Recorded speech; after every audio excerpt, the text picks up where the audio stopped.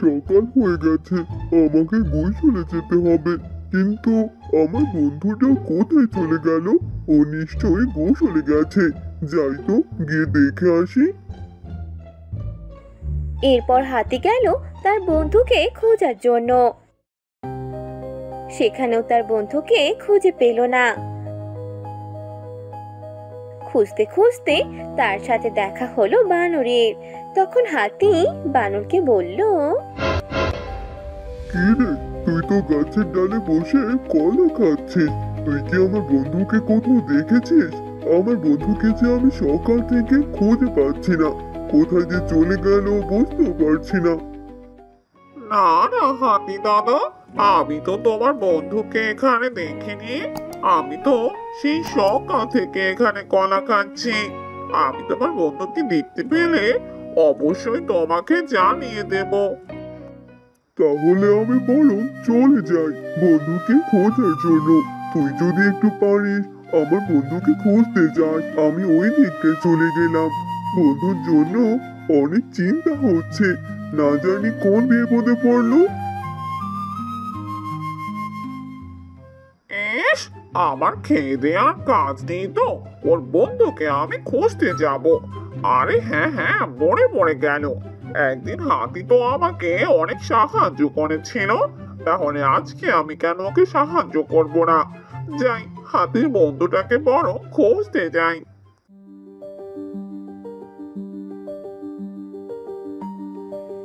অন্যদিকে হাতি খুঁজতে খুঁজতে গেল বাঘের কাছে। আর বাঘকে গিয়ে বলল, বাঘ ভাই, আরে ও বাঘ ভাই, গুহাতে আছিস নাকি? একটু বেরিয়ে আয় তো।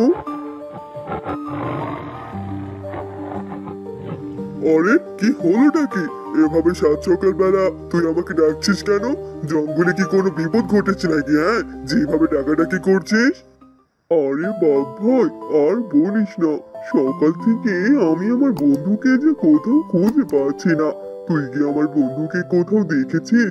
ওকে খুঁজতে খুঁজতে যে তোর কাছে চলে এলাম। আমার বন্ধুকে দেখে থাকলে আমাকে বল যে ও কোথায় গেছে। তোর ডাকাডাকির আওয়াজে কিনা আমার সকালের ঘুমটা ভেঙে গেল, আর এখন কিনা বলছিস আমি তোর বন্ধুকে দেখেছি কিনা। আরে যা তো এখান থেকে। আমাকে জানি সবসময় আমার ঘুমের ডিস্টার্ব করিস। আমি তোর বন্ধুকে কোথাও দেখিনি। সেটা ভালোভাবে বললি তো হতো। আমি কি ইচ্ছা করে ডিস্টার্ব করতে এসেছি নাকি? আমার বন্ধু হারিয়ে গেছে, তাই ওকে খুঁজতে এসেছিলাম। যাই, এবার তুই ঘুমিয়ে পড়।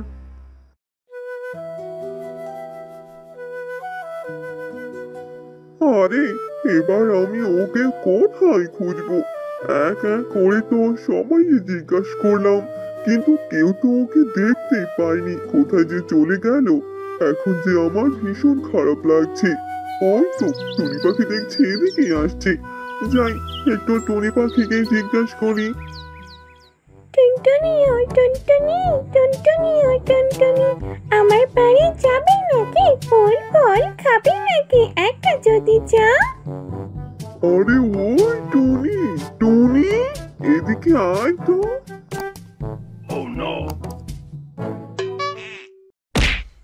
আরে, ও ওরে ও বাবা, এত জোরে কেউ ডাকে নাকি?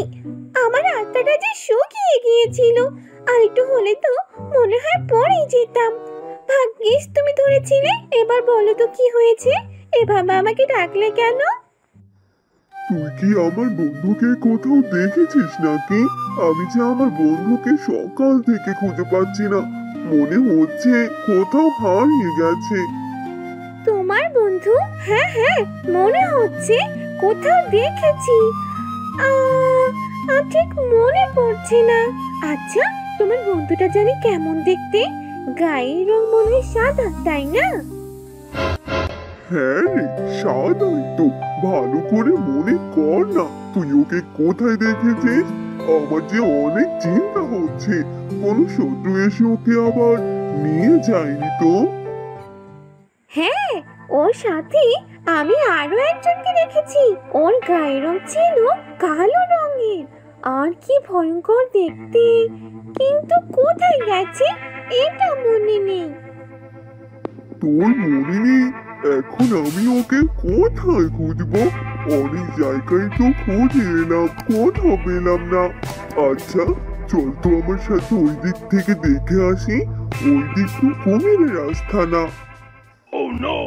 না না, কুমির আস্তানায় আমি যেতে পারবো না।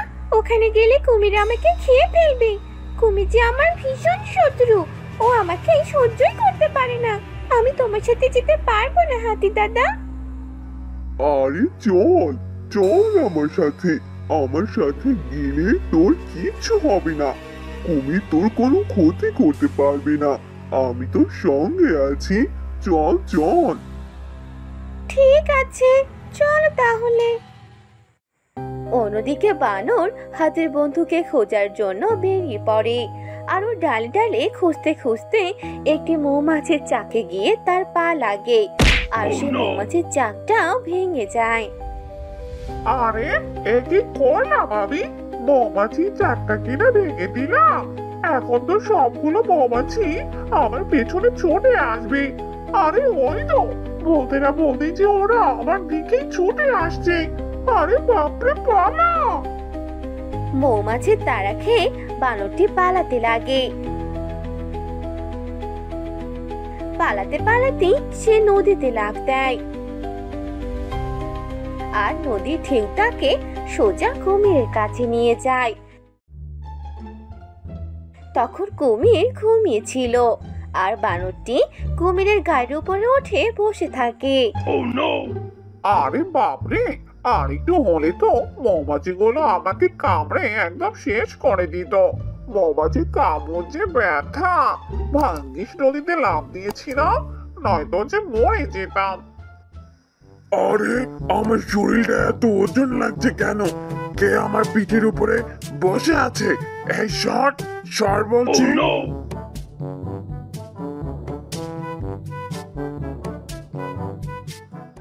আরে যা, আমি কিনা কুমিরের গায়ের উপর উঠে বসেছিলাম। ভাগ্যিস কুমিরটা ঘুমিয়েছিল, নয়তো এখানেই মরে যেতাম। আজকে দিনটা যে কি হচ্ছে, সবখানেই শুধু বিপদ আর বিপদ। ও, তাহলে তুই তুই আমার আরামের ঘুমটা হারাম করে দিলি। এবার দেখ তোর কি অবস্থাটা করি।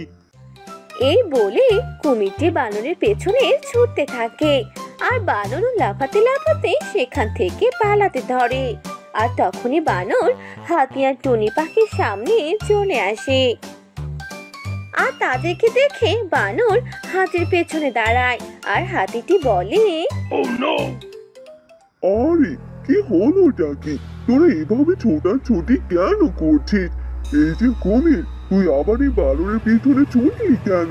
তোরা কি যে করছিস কিছুই যে বুঝতে পারছি না।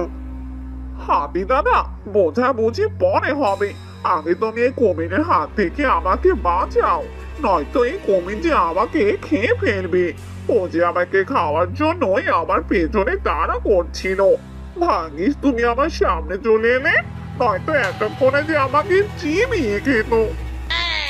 তোকে চেপিয়ে খাবো না তো কাকে খাবো শুনি? তুই যে আমার আরামে ঘুমটা হারাম করে দিয়েছিস।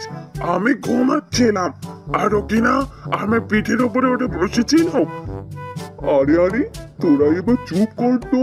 আগে আমাকে বল, তোরা কি কেউ আমার বন্ধুকে দেখেছিস? তোদের কথাটা শুনছি পরে। আগে তোরা আমার বন্ধুকে খোঁজে দে। সকাল গড়িয়ে বিকেল হতে চললো, এখনো যে আমি আমার বন্ধুকে কোথাও খুঁজে পাচ্ছি না। আর তোরা কিনা একে অপরের সাথে ঝগড়া করছিস। তোমার বন্ধুকে খোঁজার জন্যই তো আমি বের হয়েছিলাম, আর এসে কিনা এই কুমিরের মুখে পড়লাম। বন্ধু বাঁচাও, বাঁচাও, বাঁচাও, বন্ধু বাঁচাও। চুপ চুপ, একদম চুপ। আর একটা বার আওয়াজ করলে তোকে এখানে শেষ করে দেব। হাতি যেন কোনোভাবে বলতে না পারে যে আমি তোকে এখানে নিয়ে এসেছি। আরে মনে হচ্ছে আমি আমার বন্ধু গলার আওয়াজ শুনতে পেলাম। চলো ওই দিকে যাওয়া যাক।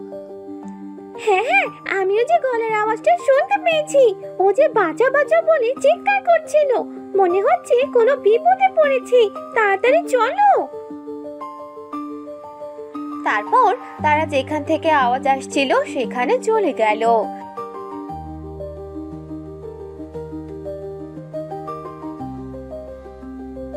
আর চারদিকে খুঁজতে লাগলো, কিন্তু তারা কেউ খরগোশকে খুঁজে পেল না।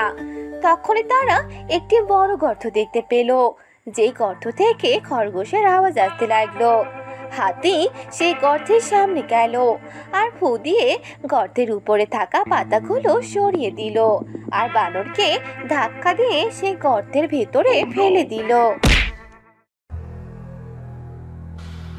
আরে আরে আরে, এই তো বন্ধু, খরগোশ তুমি এখানে?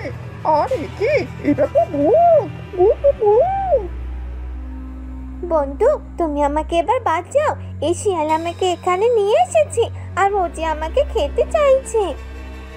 হাতি তার সুর দিয়ে ভেতর থেকে খরগোশকে উঠিয়ে নিয়ে আসে, এরপর বানরকেও উঠিয়ে নিয়ে আসে।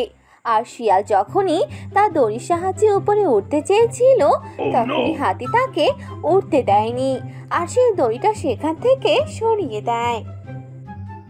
আরে আরে, এ কি করলে তুমি? দইটা সরিয়ে দিলে, এবার আমি উপরে উঠবো কি করে? আরে হাতি দাদা, কি করছো কি? আমাকে উপরে উঠিয়ে নিয়ে যাও, আমাকে এই অন্ধকারে ভেতরে একা ফেলে যেও না। না না বন্ধু, ওকে তুমি উপরে উঠিয়ে নিয়ে আসবে না। ও যে অনেক খারাপ, আর একটু হলে যে আমাকে খেয়ে ফেলতো। যে আমার বন্ধুর এত বড় ক্ষতি করতে চেয়েছিল, তাকে আমি কখনোই ছাড়বো না। তুমি কোনো চিন্তা করো না বন্ধু, ওকে আমি উচিত সাজা নাই দেব। এরপর হাতি সে গর্তের মুখটাকে বড় বড় কাঠ লতা পাতা দিয়ে ঢেকে দিল, যেন শিয়াল সে গর্ত থেকে বেরিয়ে আর হলে দোষ কি তাতে? হায় হায়, হরিণী যাচ্ছে একা পথে, সঙ্গী হলে দোষ কি তাতে? রাগ করো না হরিণী, রাগলে তোমায় লাগে আরো মিষ্টি।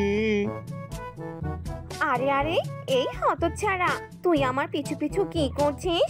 গেলি রে, গেলি এখান থেকে। আবার আমাকে দেখে দেখে কিনা গানও বলছিস। আরে আরে হরিণী, তুমি তো দেখে রেগে গেলে। বললামই তো, রাগলে তোমায় আরো মিষ্টি লাগে, তবু কিনা রেগে গেলে। আরে হয়েছে হয়েছে, থাম এবার। চল এবার তাহলে সিংহ রাজার গুহার সামনে যাওয়া যাক। সিংহ রাজা সবাইকে গুহাতে ডেকে পাঠিয়েছে, তুই কি সেটা জানিস না? ডেকে পাঠিয়েছে? কিন্তু কেন? আমি তো কোনো খবর পাইনি। ঠিক আছে, চলো তাহলে যাওয়া যাক, গিয়ে দেখে আসি কেন ডাকছেন তিনি। এরপর তারা দুজন সেখান থেকে সিংহ রাজার গুহার সামনে চলে গেল। সেখানে গিয়ে দেখতে পেল আগে থেকে অনেকেই তার গুহার সামনে বসে আছে। কি ব্যাপার মহারাজ, আপনাকে দেখে খুবই চিন্তিত লাগছে। কি হয়েছে কি? আপনি আমাদের হঠাৎ এভাবে ডেকে পাঠালেন যে? খুবই খারাপ খবর আছে। তোরা কি কেউ কোনো খবর পাসনি? আমাদের জঙ্গলের ভাগ যে অন্য কেউ এসে কেড়ে নিতে চাইছে। আমি খবর পেলাম পাশের জঙ্গলে যারা থাকে সব প্রাণীরা আমাদের এই জঙ্গলের রাজত্ব করতে চাইছে। এসব কি বলছেন আপনি মহারাজ? তাহলে তো এটা খুবই খারাপ একটা খবর। এখন আমাদের কি করা উচিত? মনে হচ্ছে তো এবার একটা লড়াই হতে পারে। আমিও সেটাই ভাবছিলাম, লড়াই করা ছাড়া আর কোনো উপায় দেখছি না। আর লড়াই যদি আমরা না করি তাহলে তারা আমাদেরকে এই জঙ্গল থেকেই বের করে দেবে। হ্যাঁ হ্যাঁ মহারাজ, আপনি ঠিক কথাই বলেছেন। আমরা আমাদের এই জঙ্গলের ভাগ অন্য কাউকে দিতে পারবো না। এখানে আমরা অনেক বছর ধরে আছি, আর এখন কিনা অন্য জঙ্গলের সব প্রাণী এসে আমাদের এই জঙ্গলটাকে হাতিয়ে নেবে।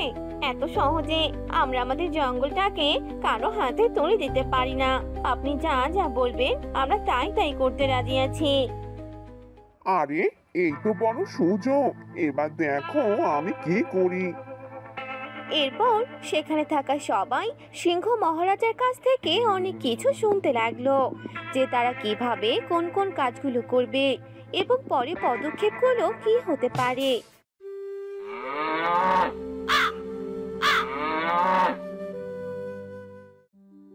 পাশের রাজ্যে থাকা বাঘ সবাইকে বলতে লাগলো, রাজা আমাকে হুকুম দিয়েছে আমি যেন তোদের সবাইকে জানিয়ে দেই যে আমাদের এবার পাশের রাজ্যে যেতে হবে আর আমাদের লক্ষ্যটা পূরণ করতেই হবে।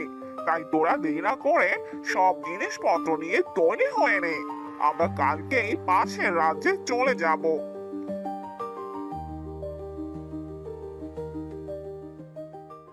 পরদিন সকালবেলা তারা সবাই একত্রিত হয় আর সেখান থেকে বেরিয়ে পড়ে। সবাই এই রাজ্যে প্রবেশ করার জন্য আসতে থাকে।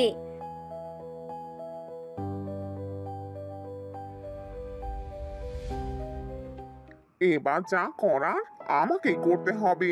আমি বরং বাইরে গিয়ে একটু হেঁটে আসি, তাহলে হয়তো পাশের জঙ্গল থেকে যারা আসবে তাদের দেখা পেয়ে যাব আর আমি আমার কাজটা করে নেব। এ কথা বলে শিয়াল সেখান থেকে হাঁটা শুরু করলো। হাঁটতে হাঁটতেই সে অনেক দূর চলে এলো আর এসে দেখতে পেল পাশের জঙ্গল থেকে বাঘ ও তার সহকর্মীরা হাঁটছে। তখন সে তাদের সামনে গেল। আরে না না, তোমরা আমাকে আক্রমণ করো না, দয়া করে আমাকে ছেড়ে দাও। আমি তো তোমাদের কোনো ক্ষতি করতে আসিনি, আমি তো বরং তোমাদেরকেই সাহায্য করতে এসেছি। সাহায্য? তুই তো এই জঙ্গলে থাকিস তাই না? তাহলে তুই আমাদেরকে কি করে সাহায্য করবি বলতো? তুই তো আমাদের শত্রু, আর শত্রুরা কিভাবে একজন আরেকজনকে সাহায্য করে শুনি? আরে শত্রুর জন্যই তো বন্ধুত্ব করতে এলাম, আর তোমরা কিনা আমাকে অবিশ্বাস করছো। তাহলে শোনো, আমাদের সিংহ রাজা কি কি বলেছে। আমাদের সিংহ রাজা বলেছে তোমরা আমাদের জঙ্গলে প্রবেশ করা মাত্রই তোমাদের উপর আক্রমণ করা শুরু করে দেবে। কিন্তু তুমি তোমাদের গোপন কথা আমাদেরকে কেন জানিয়ে দিচ্ছ? এটা তো তোমাদের জঙ্গলের জন্য সবার জন্য ক্ষতিকর। সবার জন্য ক্ষতিকর হলেও আমার জন্য ক্ষতিকর নয়, তাই তো আমি তোমাদেরকে বলতে এলাম। এখন তোমরা যদি আমার কথা না শোনো তাহলে আর কি করার, আমি এখান থেকে চলে যাই। যখন বিপদে পড়বে তখন মজা যে কেমন লাগে সেটা বুঝতে পারবে। ঠিক আছে, আমরা তোমার কথা মেনে নিলাম। তবে এরপর থেকে তোমাদের সিংহ রাজা যা যা খবর দেবে আমাদের সব খবর জানিয়ে দিতে হবে।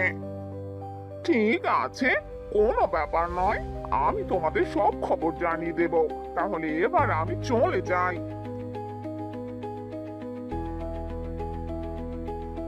আমাদের আর এই পথ দিয়ে যাওয়া একদম ঠিক হবে না, আমাদেরকে অন্য পথ দিয়ে যেতে হবে, কারণ শিয়ালের উপর আমাদের কোনো ভরসা নেই। ও যাই বলুক না কেন আমাদেরকে আমাদের মতো করে কাজ করতে হবে। চলো আমরা সবাই অন্য পথ দিয়ে যাই। কিন্তু আমার মনে হয় শিয়াল একদম ঠিক কথাই বলেছে। হ্যাঁ, আমিও তার কথা অমান্য করছি না, এর জন্যই আমরা অন্য পথ দিয়ে যেতে চাইছি। তার কথাও কিছু কিছু মেনে চলা উচিত, তারপরে বুঝতে পারবো যে কে সত্যি কথা বলছে আর কে মিথ্যে কথা বলছে। চলো তাহলে।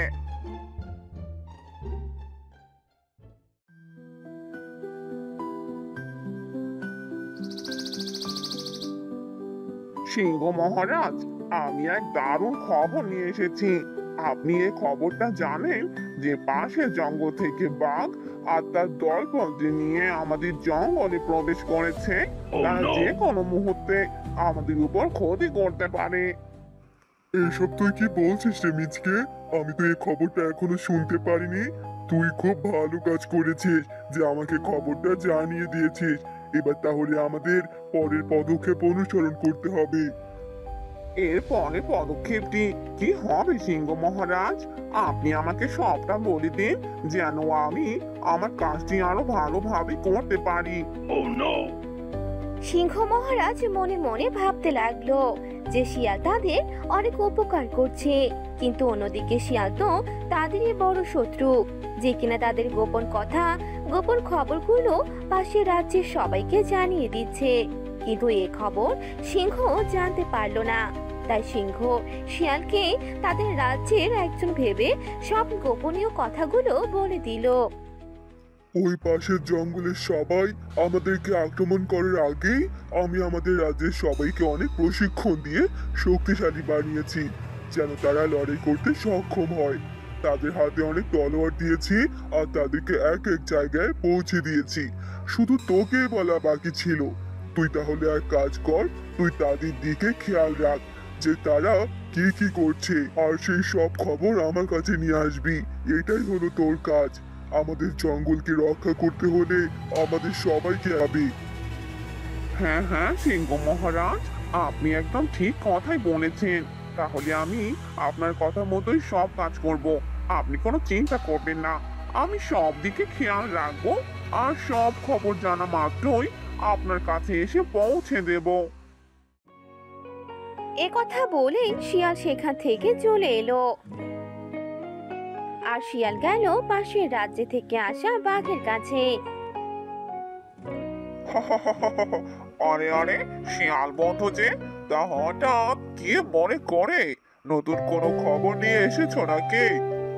হ্যাঁ হ্যাঁ, সে কি আর বলতে, নতুন খবর না নিয়ে আসলে কি আর এমনি এমনি তোমাদের কাছে এসেছি নাকি? আমার কাছে দারুণ একটা খবর আছে। তাহলে বলো তো শুনি, কি খবর নিয়ে এলে আমাদের জন্য? এরপর শিয়াল তাদের সব কথা বলে দেয়।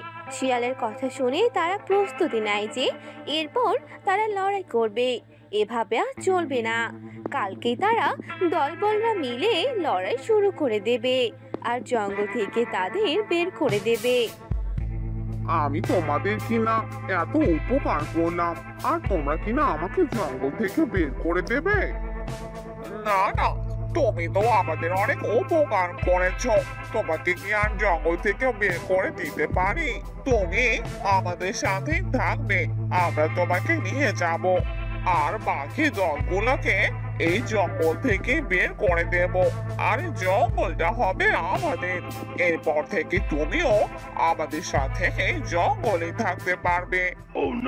ঠিক আছে, এবার আমি আমার রাজ্যে ফিরে যাই, নয়তো তারা সবাই আমাকে সন্দেহ করবে। এখানে থাকা ঠিক হবে না। তোমরা তাহলে ঠিক মতো কাজটা করে ফেলো। সেখান থেকে শিয়াল চলে গেল।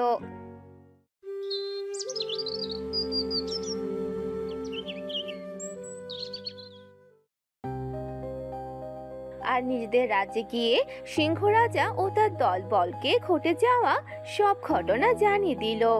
সিংহ রাজা ও সবাই প্রশিক্ষণ নিল কালকে লড়াইয়ের জন্য। পরদিন সকালে দুপক্ষ এলো লড়াই করার জন্য। ও, তাহলে তোরা খবর পেয়ে আমাদের সাথে লড়াই করার জন্য চলে এলি। এবার দেখ আমরা তোদের দলবলদের মিলে কি ক্ষতিটাই না করি। তোদের সাহস কি করে হলো আমাদের রাজ্যে এসে আমাদেরকে আক্রমণ করার? আবার তোরা কি না আমাদেরকে আমাদের রাজ্য থেকে বের করে দেবে? হা হা হা হা হা। যেখানে নিজের রাজ্যে নিজের দলের নিজেদের সাথে বিশ্বাসঘাতকতা করছে, সেখানে তো আমরা লড়াই করতেই পারি, তাই না রে? কেমন তোর দল বল শুনি, যে তোদের রাজ্যে থেকে তোদের সাথে বিশ্বাসঘাতকতা করছে? আমার রাজ্যের দলবলরা সবাই ঠিকঠাকই আছে, কেউ কারো উপর কোনো বিশ্বাসঘাতকতা করছে না। আর এখানে এমন কেউ নেই যে রাজার উপর বিশ্বাসঘাতকতা করবে। তাহলে শোনো, তোমার ওই শিয়াল কি করেছে। কে? এত বড় বিশ্বাসঘাতকতা? আমি তো ভেবেছিলাম শিয়াল আমাদের অনেক উপকার করছে, আর এখন কিনা এসব শুনতে হলো। তোমাদের সাথে লড়াইটা পরে হবে, আগে আমি এই শিয়ালকে আমাদের রাজ্য থেকে বের করে দেব। আমরাও আর তোদের এই রাজ্যটা নিতে চাই না। যে রাজ্যে প্রাণী এরকম বিশ্বাসঘাতক, সে রাজ্যে থাকাটাও বিপজ্জনক। এই চল তোরা, আমরা ফিরে যাই। আরে না না, তোমরা আমাকে এভাবে একা ফেলে যেও না। তো তোমরা তো বলেছিলে আমাকে সঙ্গে করে নিয়ে যাবে, তাহলে এখন কেন বিপদের মুখে ঠেলে দিচ্ছ? না না, সিংহ মহারাজ, আমাকে জঙ্গল থেকে বের করে দিবেন না। তুই যেভাবে আমাদের সাথে বিশ্বাসঘাতকতা করলি, ঠিক সেভাবেই আমি তোকে এই রাজ্য থেকে বের করে দিলাম। এবার তুই যা।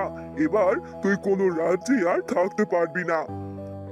এ কথা বলে সিংহ রাজার রাজ্যে থাকা সবাই শিয়ালকে মারতে লাগলো। আরে ওরে ওরে মরে গেলাম রে, মেরো না, আহা লাগছে গো লাগছে, ছেড়ে দাও। জন্য কথাই বলতে পারছি না। এরপর খরগোশ সেখান থেকে চলে গেল আর হাতি নাক ডেকে ডেকে ঘুমাতে লাগলো।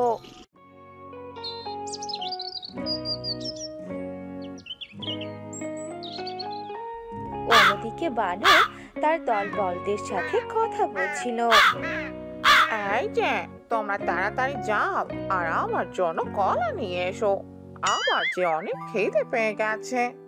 আরে হ্যাঁ, তোমরা বরং তাই করো, আমারও যে অনেক খিদে পেয়েছে, আমার জন্য কলা নিয়ে এসো। আরে তুমি আমাদের এখানে এসেছো কেন? আবার বলছো তুমি আমাদের কলা খাবে? এই তুমি আমাদের এখান থেকে চলে যাও। আরে আমাকে যেতে বলছো কেন? আমাকেও তোমাদের সাথে একটু থাকতে দাও। তুমি নাকি কলা খাবে?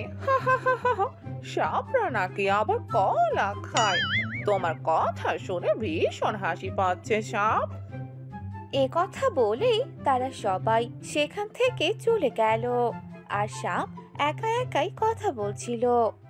ও, কেউ কিনা আমার বন্ধু হলো না, আমি কার বন্ধু হব তাহলে? এই জঙ্গলের সবাই যে আমাকে অনেক অবহেলা করছে, আমি আর এখানে থাকতে চাই না। এই কথা বলেই সাপটি নদীতে চলে গেল। অন্যদিকে শিয়াল একটি মুরগি তার মুখে নিয়ে গুহার দিকে যাচ্ছিল। তখন সিংহ তাকে দেখতে পেল আর শিয়ালের সামনে চলে এলো। এই যে মিচকে, খাবার নিয়ে কোথায় যাচ্ছিস শুনি? আমাকেও যে খাবার দিয়ে যা।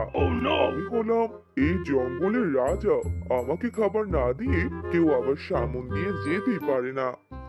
কষ্ট করলাম আমি, আর আমি খাবার নিয়ে এসেছি, আর তুমি কিনা আমার থেকে খাবার চাইছো?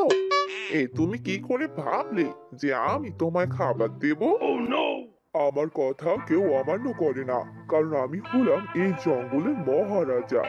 আর তুই কিনা আমাকে বলছিস আমাকে খাবার না দিয়ে চলে যাবি? এখন আর আমায় বিরক্ত করো না তো, আমায় এখান থেকে যেতে দাও, আমার যে বড্ড খিদে পেয়েছে। তুই আমাকে খাবার না দিয়ে তুই কিনা আমার মুখে মুখে তর্ক করছিস? এই মিচকে, তাড়াতাড়ি আমাকে খাবার দিয়ে দে বলছি। কিন্তু শিয়াল কোনোভাবেই তার খাবার দিতে রাজি হচ্ছিল না। তখন সেখানে হাতি চলে আসে আর হাতি তাদের সব কাণ্ড দেখে বলতে থাকে। আরে কি হয়েছে? তোরা এখানে এভাবে চিল্লাচিল্লি কেন করছিস?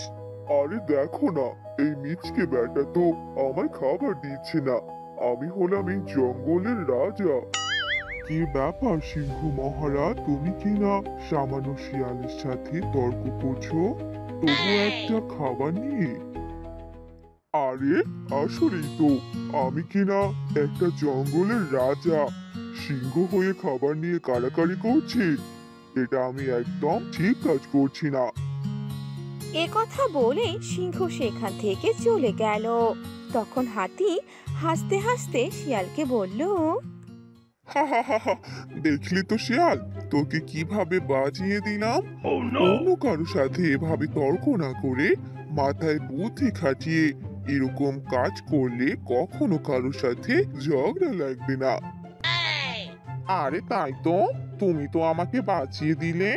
আমি এত কষ্ট করে এই মুরগিটা ধরে এনেছিলাম। হ্যাঁ হ্যাঁ ঠিক আছে, এবার যা, তুই তোর কাজ কর গিয়ে। এ কথা শুনে শিয়াল সেখান থেকে চলে গেল। এভাবে কিছুদিন কেটে যায়।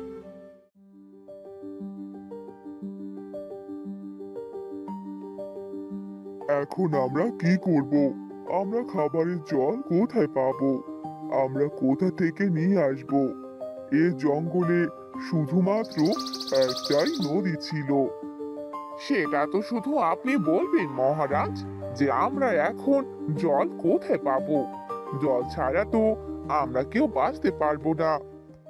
সেটা আমি একা কি করে ভাববো বলতো? তোরা সবাই যদি একসাথে ভাবিস তাহলে এটা ভালো হয় না। এই সময় রাগারাগি করার কোনো দরকার নেই। আমাদের ঠান্ডা মাথায় ভাবতে হবে যে আমরা এর থেকে কি করে বাঁচতে পারবো। তবে আমি একটা কথা শুনেছি, এ থেকে আমাদের বাঁচার আরো একটা উপায় আছে। আমরা যদি সেই কাজটা ভালোভাবে করতে পারি তাহলে আমরা নদীর জল আবার ফিরে পাবো। তবে সেই কাজটা করা সহজ নয়, এই কাজটা যে অনেক কঠিন। যে কোনো কঠিনই কাজ হোক না কেন টুনি পাখি, তুমি আমাকে বলো, জঙ্গলের সবাইকে বাঁচানোর চেষ্টা করব আমি। অতটা সহজ নয় হাতি দাদা, আমরা যে ওই কাজটি করতে পারবো না। ওই কাজটি করতে গেলে আমাদের অনেক বিপদের সম্মুখীন হতে হবে। এটা আর তেমন কি কাজ, এটা আমি অবশ্যই করতে পারবো। তোমরা সবাই আমার উপর ভরসা রাখতে পারো। তবে সেখানে যেতে হলে হাতি দাদা তোমাকে সাপের হাত থেকে বাঁচতে হবে। না না হাতি, ওখানে যাওয়ার কোনো দরকার নেই। ওখানে গেলে তোমার কোনো বিপদ হয়ে যেতে পারে। তাহলে মহারাজ, আমার মনে হয় আমাদের এই জঙ্গলের সবাইকে বাঁচানোর জন্য আপনার সেখানে যাওয়া উচিত। আরে আরে, কে সব বলছো? আমি যাব ওখানে? তোমরা শুনতে পেলে না? ওখানে একটা সে সাপ আছে, আর ও যদি আমাকে ছোবল মারে তাহলে তো আমি মারা যাব। তাহলে তোমরা কোনো চিন্তা করো না, আমি সেখানে চলে যাচ্ছি। আর আমি তোমাদের জন্য সুখবর নিয়ে অবশ্যই আসবো। কিন্তু তখনই সবাই হাতিকে নিষেধ করে দেয়, যেন হাতি সেখানে চলে না যায়। কিন্তু হাতি কারো কোনো কথাই শোনে না, আর হাতি সবার কথা অমান্য করে পাহাড়ের কাছে যেতে শুরু করে। হাঁটতে হাঁটতে হাতির ভীষণ খিদে পেয়ে যায়, আর হাতি এদিক ওদিক তাকাতে থাকে। আরে, আমি কোথায় চলে এসেছি? আশেপাশে তো কোনো কলা গাছও দেখতে পাচ্ছি না। আমার যে অনেক খিদে পেয়েছে, আমি যদি কোনো খাবার না খাই তাহলে তো আমি বাকি পথটা যাব কি করে? এ কথা বলে হাতি খাবার খুঁজতে লাগলো। হাতি কিছুক্ষণ হাঁটার পর শুধুমাত্র একটা কলা গাছ দেখতে পেল। কলা গাছটা দেখে হাতি ভীষণ খুশি হয়ে গেল। তোর সাহস কি করে হলো আমার গাছে এসে আমার গাছের ফল খেতে চাইছিস? তোকে তো আগে এইখানে আসতে দেখিনি। আমার এলাকায় প্রবেশ করার সাহস তুই কোথা থেকে পেলি? এইসব তুমি কি বলছো?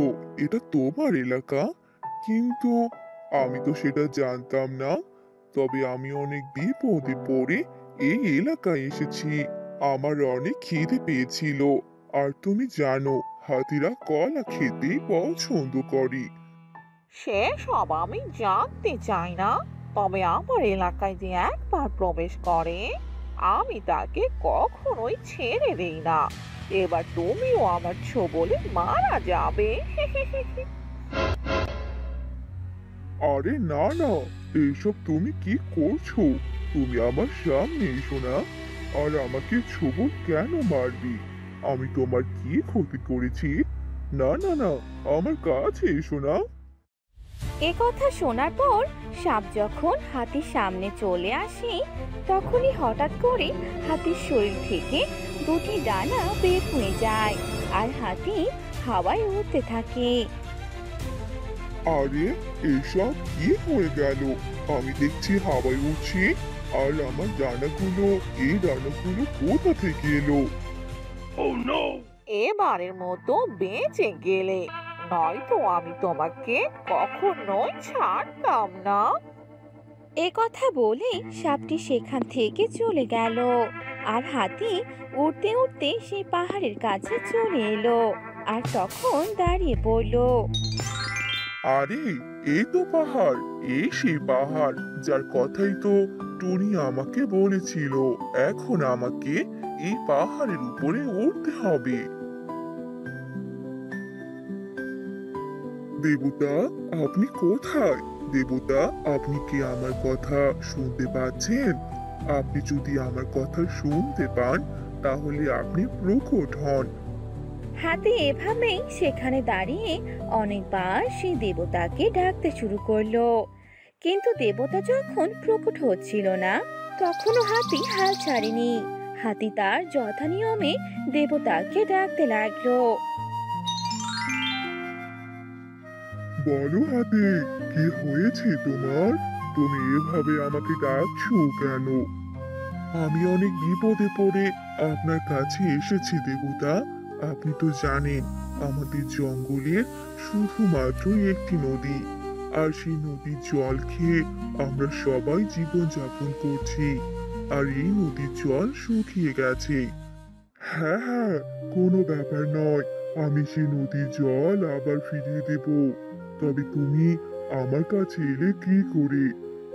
সেটা যে আমিও বুঝতে পারছি না দেবতা। হঠাৎ করে আমার শরীরে ডানা বের হয়ে যায় আর আমি সেই ডানার সাহায্যে উড়তে পারি। এটা কোনো অলৌকিক ব্যাপার নয়, তবে এটা তোমার দুঃসাহসিকতার পরিচয় যা তুমি করে দেখিয়েছো। আমি সব দেখতে পাচ্ছি। জঙ্গলের কেউ আমার কাছে আসার সাহস করেনি, আর তুমি কিনা আমার কাছে তোমার সাহসিকতার মাধ্যমে এসেছো।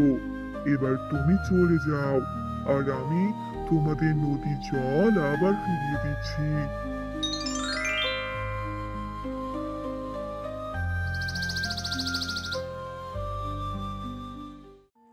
এ কথা শুনে হাতি ভীষণ খুশি হয়ে গেল।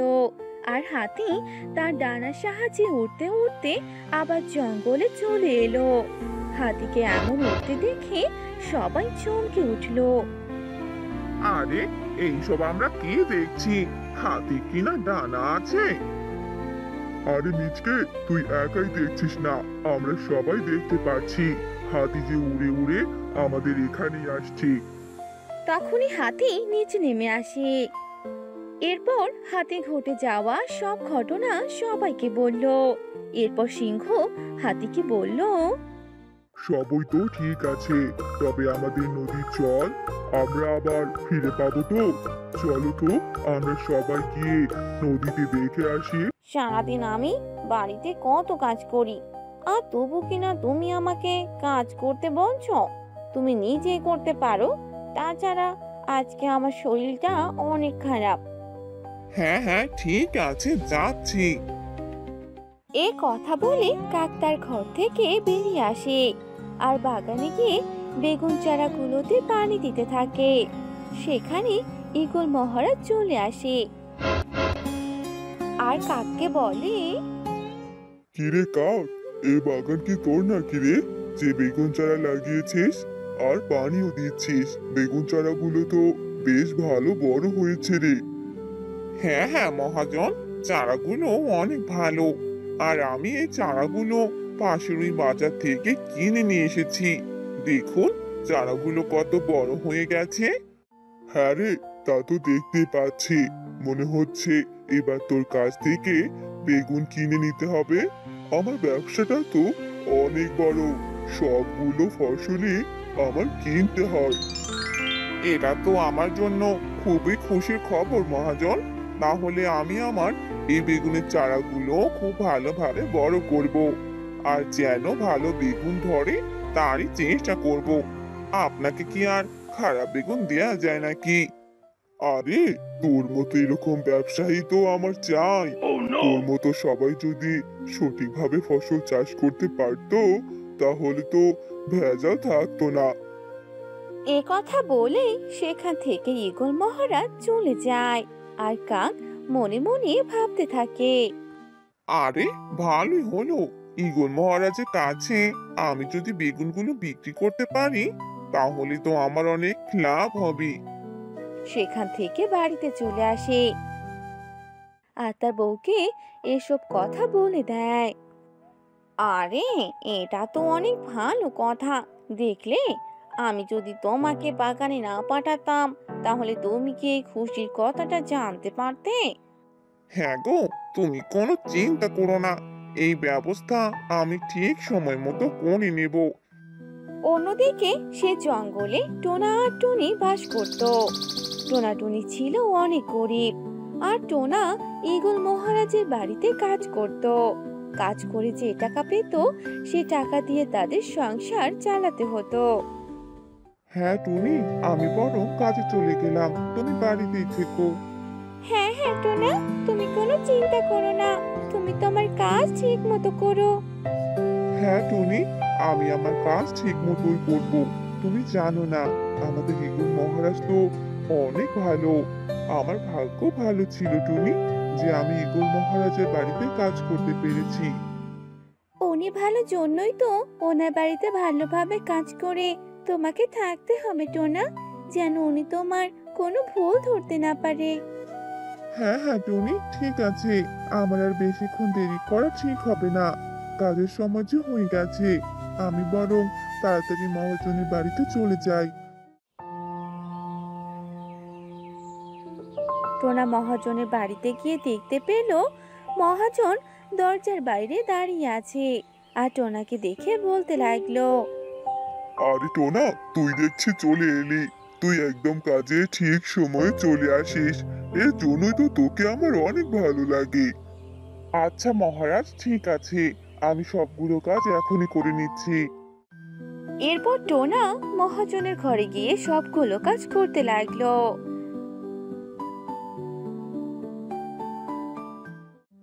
কিরে টোনা, চলে যাচ্ছিস যে? সবগুলো কাজ করা তোর শেষ হয়ে গেল? হ্যাঁ মহাজন, আজকের মতো আমার সবগুলো কাজ হয়ে গেছে। আর সন্ধ্যাও আসতে চললো, আমাকে যে আবার বাজার যেতে হবে, কিছু বাজার করতে হবে মহাজন। আরে কি বলছিস টোনা? বাজার করার জন্য তোকে বাজার কেন যেতে হবে? তুই তো আমার বাড়ি থেকে সবজি নিয়ে যেতে পারিস। এইসব আপনি কি বলছেন মহাজন? এ কি হতে পারে? আমি কি করে আপনার সবজিগুলো নিতে পারি? হ্যাঁ, আমি যখন বলছি তখন অবশ্যই নিবি, আর তোকে কোনো টাকা দিতে হবে না। এরপর থেকে তোর যদি কোনো সবজির প্রয়োজন হয় তাহলে তুই আমার বাড়ি থেকে সবজি নিয়ে যাবি। ঈগল মহাজনের মুখে এসব কথা শুনে টোনা ভীষণ খুশি হয়ে গেল। আর টোনা ওই ঘরে গিয়ে দেখতে পেল সেখানে সব ধরনের সবজি রাখা আছে। আরে, এখানে তো দেখছি অনেক সবজি। আমি বরং সবগুলো সবজি থেকে একটু একটু করে সবজি নেই, তাহলে হয়ে যাবে। এই বলে টোনা সেখান থেকে সবগুলো সবজি নিয়ে তার বাড়ির দিকে চলে গেল। বাড়িতে যাওয়ার পর টুনি এতগুলো সবজি দেখে টোনাকে বলল, কি ব্যাপার টোনা, তুমি এতগুলো সবজি কোথায় পেলে? তোমার কাছে তো এত টাকা ছিল না, আমি তো তোমাকে আলু কিনতে বলেছিলাম। না না টুনি, আমি এগুলো সবজি কিনিনি। আমার কাছে কি আর এতগুলো টাকা আছে যেগুলো সবজি কিনতে পারবো? তখন মহাজন আমাকে বলল তার ঘরে নাকি অনেক সবজি আছে, আর সেখান থেকে যেন আমি সবজি নিয়ে নিই। তুমি কি বলছো গো? মহাজন তো দেখছি আমাদের অনেক উপকার করছে। মহাজনের এসব ঋণ আমরা তো কখনোই শোধ করতে পারবো না গো। এবার নাও টুনি, রান্নাটা করে নাও, আমার যে বড্ড খিদে পেয়েছে। হ্যাঁ হ্যাঁ টোনা, আমি এখনই রান্না করছি, তুমি হাত মুখ ধুয়ে নাও। এভাবেই সে জঙ্গলে সবার দিন কাটতে থাকে। অন্যদিকে কাকের বাগানের বেগুনগুলো অনেক বড় হয়ে যায়, যার কারণে সে মহাজনের কাছে খবর পাঠায়। আর মহাজন সে বেগুনগুলো অনেক ভালো দামে কাকের কাছ থেকে কিনে নিয়ে যায়।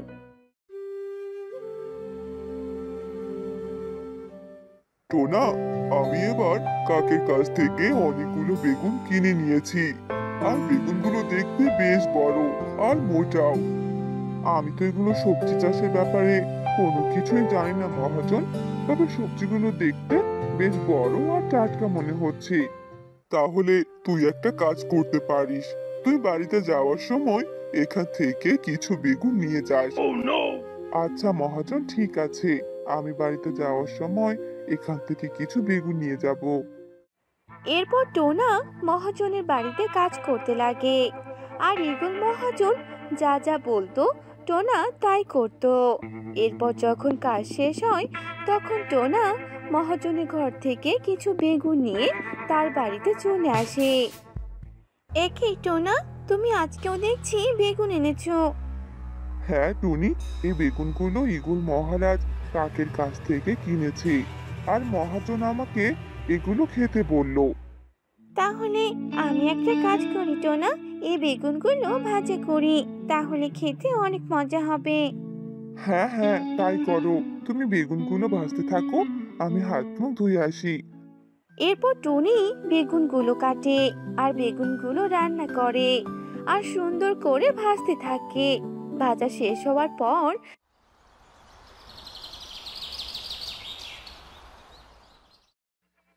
সেদিনই রাতে তারা দুজনই ভীষণ অসুস্থ হয়ে পড়ে।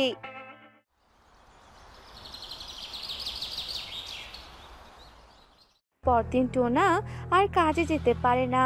টোনা কাজে না যাওয়াতে ঈগল মহাজন ভাবতে থাকে। আরে কি হলো কি, আজকে কেন জানি টোনা এখনো কাজে এলো না।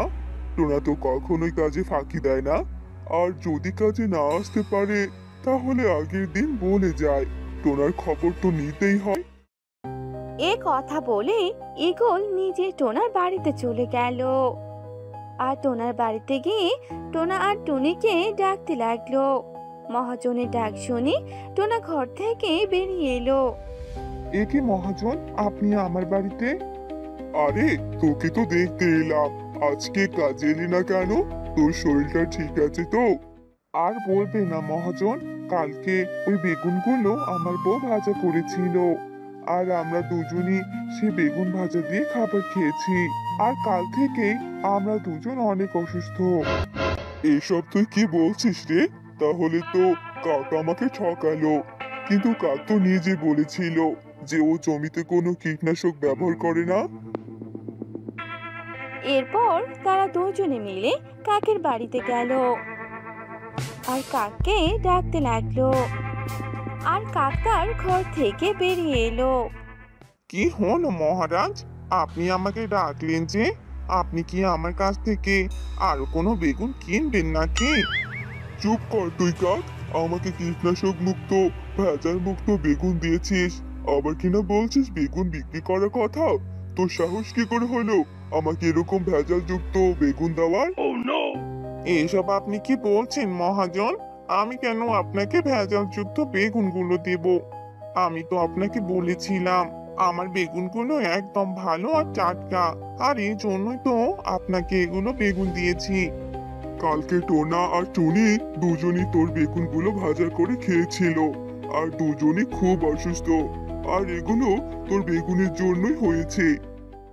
না না মহাজন, তারা যে মিথ্যে কথা বলেছে, আর আমি একদম সত্যি কথা বলছি। আমার বেগুনে কোনো ভেজাল নেই, আমার বেগুনগুলো যে একদম ভালো। না না মহাজন, আমি কোনো মিথ্যে কথা বলছি না, আমি একদম সত্যি কথা বলছি, বরং ওই কাক আপনাকে মিথ্যে কথা বলছে। আমি জানি তো না, তুই আমাকে কখনো মিথ্যা কথা বলতে পারিস না, আর এসব কিছু কাক নিজে করেছে। না না মহাজন, এরকমটা করবেন না, আমি সত্যি কথা বলছি। ওই বেগুনগুলোতে আসলে কীটনাশক ব্যবহার করেছিলাম, যার কারণে বেগুনগুলো অনেক লম্বা আর মোটা হয়েছিল। তোর মতো অসৎ ব্যবসায়ীদের আমার জঙ্গলে থাকার কোনো অধিকার নেই। দুজনই এখান থেকে চলে যা, নয়তো এর পরিণাম কিন্তু ভালো হবে না। ঈগল মহাজনের মুখে এসব কথা শুনে কাকের আর কিছুই করার থাকে না, আর কাক তার বউকে নিয়ে সে জঙ্গল থেকে বেরিয়ে যায়। হ্যালো বন্ধুরা, আমাদের গল্পটি আপনাদের কেমন লাগলো? নিয়ে আসো, আমাদের যে গোসলে যেতে হবে, ওকেও সঙ্গে করে নিয়ে যেতে হবে। চিন্টু বাবা, চিন্টু কোথায় তুই? ওহো, আমি এবার চিন্টুকে কোথায় খুঁজি?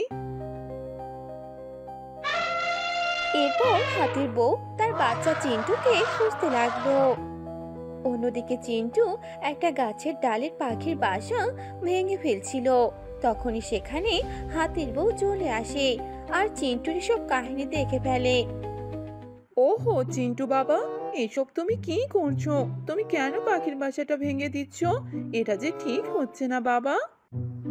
ওহ মা, আমি বুঝতে পারিনি যেটা ভেঙে দিলে পাখিটি থাকবে কোথায়। আমি বুঝতে পারিনি মা, আমি দুঃখিত। এবার যাওয়া যাক। তোমার বাবা তোমাকে কতক্ষণ থেকে ডাকছে, আর আমি এদিকে চলে এলাম তোমাকে খুঁজতে, আর তুমি কি না এসে সব অকর্ম করছো। চলো চলো চলো বলছি, আমাদের যে গোসলের সময় চলে এসেছে। তুমি কি জানো না যে আমরা এই সময় সবাই একসাথে গোসল করি? হ্যাঁ মা, জানি, কিন্তু আমার মনে ছিল না। খেলতে খেলতে এদিকে চলে এসেছিলাম তো, তাই ভুলে গিয়েছি। চলো এবার গোসল করতে যাই। এরপর তারা সেখান থেকে চলে আসে আর একসাথে হয়ে গোসল করতে যায়। তারা একটি বড় নদীতে নামে আর সেখানে গোসল করতে থাকে। এখানকার জলগুলো কি ঠান্ডা, গোসল করে অনেক আরাম পাচ্ছি। তবে এই ঠান্ডা জলে বেশিক্ষণ থাকা যাবে না, আমাদের সবারই না হলে ঠান্ডা লেগে যাবে। চলো চলো, সবার গোসল হয়ে গেলে উঠে পড়ো।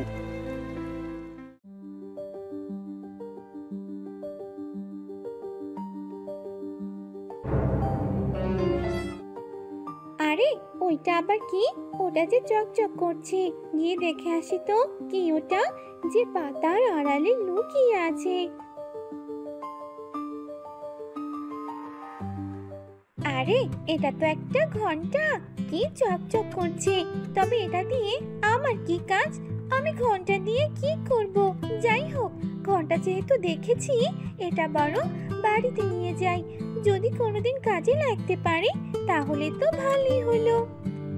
এরপর টুনি পাখি সেই ঘন্টাটা মুখে নিয়ে সেখান থেকে তার বাড়ির দিকে চলে গেল।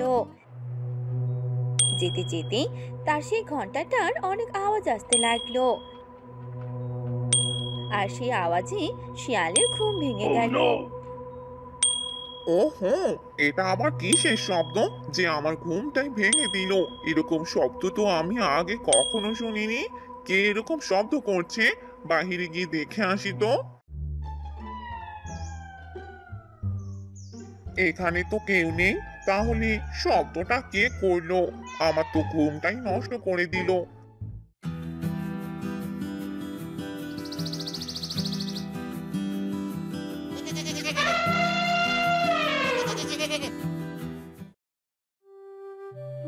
এ কথা বলে টুনি পাখি সেখান থেকে ঘন্টাটা নিয়ে চলে গেল। আর যেতে যেতে হাতির বাচ্চার সাথে তার দেখা হলো। হাতির বাচ্চাটি ঘন্টাটাকে দেখে টুনিকে বলল, আরে এই টুনি, টুনি, তোমার কাছে ওটা কি? দেখতে তো চকচক করছে, এদিকে একটু নিয়ে আসো তো। এই দেখো, এটা একটা ঘন্টা, আর দেখো এটা কত সুন্দর বাজে। আরে বাহ, এটা তো অনেক সুন্দর। টুনি পাখি, তুমি কি ঘন্টাটা আমাকে দিয়ে দেবে? তোমার তো ওই ঘন্টার কোনো কাজ নেই। আর দেখো, এই ঘন্টাটা যদি আমি আমার গলায় ঝুলিয়ে রাখি, তাহলে আমি যদি দূরে কোথাও যাই, তাহলে আমার মা বাবা বুঝতে পারবে যে আমি কোথায় আছি। তুমি আমাকে ঘন্টাটা দিয়ে দেবে? না না, এটা আমার ঘন্টা, তোমাকে দেব না। এটা আমার ঘন্টা, এটাকে আমি পেয়েছি, তোমাকে আমি কেন দেব শুনি? তোমার এই ঘন্টার কোনো কাজ নেই। এই ঘন্টার তো তোমার থেকে ওজন বেশি। তুমি এই ঘন্টাটা নিয়ে কি করবে শুনি? সেটা কি বললেই হলো নাকি?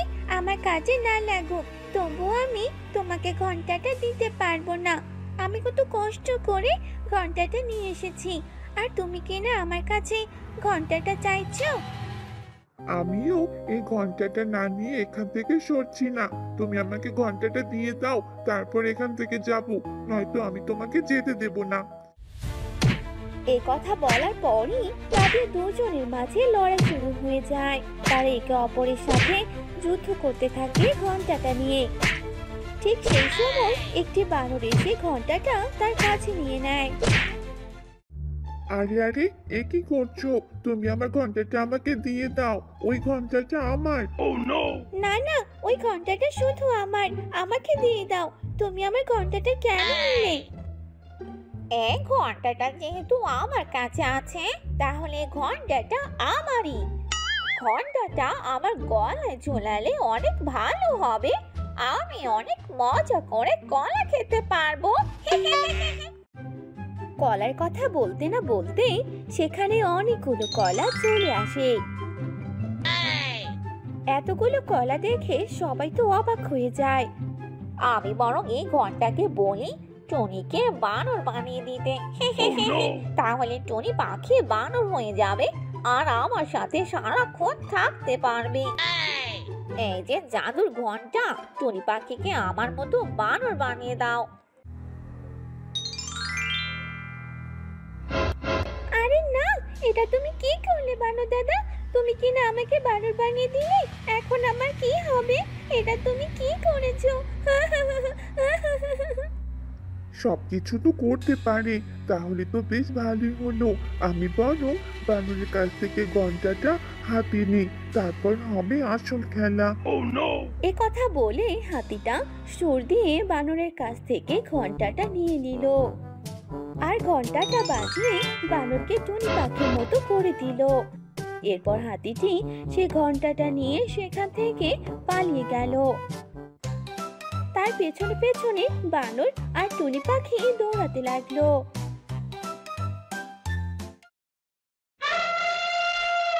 এই চিন্টুটা যে কোথায় গেল, কোনো খোঁজ খবর নেই।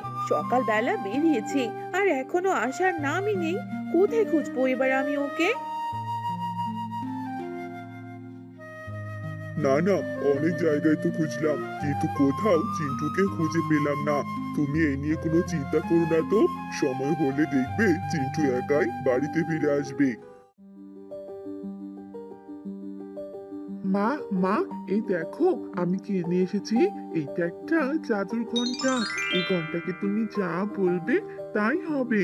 আমি যদি বলি এই ঘন্টা তুমি আমার মাকে গরু বানিয়ে দাও, তাহলে ঘন্টাটা তোমাকে গরু বানিয়ে দেবে।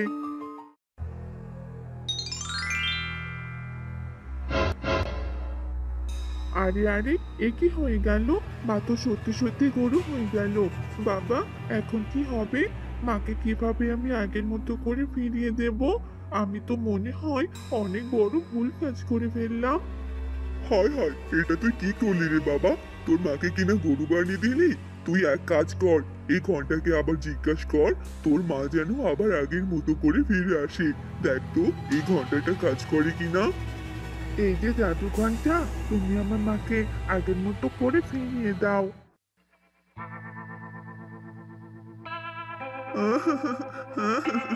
বাবা, হে কি করে ফেললাম আমি? ঘন্টাটা যে কাজ করছে না, ঘন্টাটা যে মাকে আবার আগের মতো করে ঠিক করে দিচ্ছে না। তাহলে যারা যারা এই ঘন্টার সাহায্যে অনুরূপ ধারণ করেছে, তারা কি কখনো আবার আগের চেহারা ফিরে পাবে না? এবার কি হবে বাবা? হে আমি কি করে ফেললাম? যারা যারা মানে কারা আবার অনুরূপ ধারণ করলো রে বাবা? তুই আবার কোন উল্টাপাল্টা কাজ করে এসেছিস? তখনই চিন্টু তার বাবাকে সব কথা খুলে বলে যে বানর আর টুনির চেহারা পাল্টে গেছে। এসব বলেই চিন্টু কান্না করতে শুরু করে। বাবা, তুমি আমাকে ক্ষমা করে দাও। আমি হয়তো মাকে আর আগের মতো করে ঠিক করতে পারবো না। এসব বলে যখন চিন্টু কান্না করছিল, তখন সে জাদু ঘন্টাটি কথা বলে ওঠে। কান্না করো না চিন্টু, তোমার মায়ের টুনি ও বানরের কোনো ক্ষতি হবে না। আমি তাদের সবাইকে ঠিক করে দেব। তবে তুমি এমন দুষ্টুমি করো না যেটাতে অনেক ক্ষতি হতে পারে। হ্যাঁ, জাদু ঘন্টা। বাবা দেখো, জাদু ঘন্টাটা যে কথা বলছে। আমি দুঃখিত ঘন্টা, আমি বুঝতে পারিনি। ঠিক আছে, সবাই ঠিক হয়ে যাবে, তুমি ভেবো না।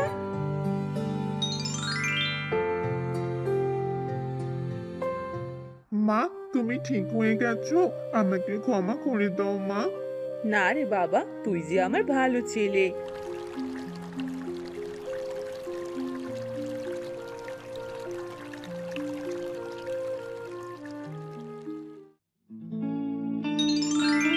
ওহো, আমি যে ঠিক হয়ে গেছি, ঠিক হয়ে গেছি। আরে আমিও যে ঠিক গেছি, কিন্তু এই ঘন্টাটা এখন কোথায়? ঘন্টার কথা বাদ দাও বানর দাদা, যেটা চলে গেছে সেটা নিয়ে ভাবা ঠিক নয়। ঠিক বলেছিস টুনি, চল এবার এখান থেকে যাওয়া যাক।